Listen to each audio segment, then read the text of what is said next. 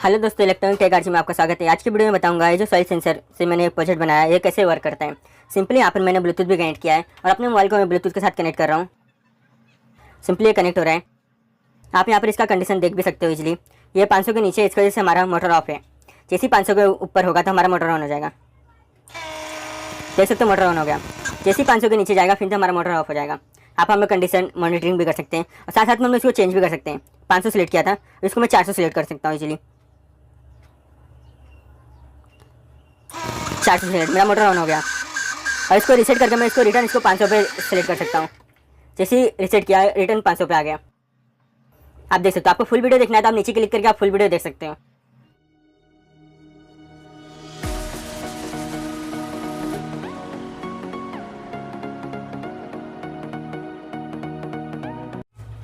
अब मैं इसको चला के देखता हूँ क्या वर्क कर रहे हैं।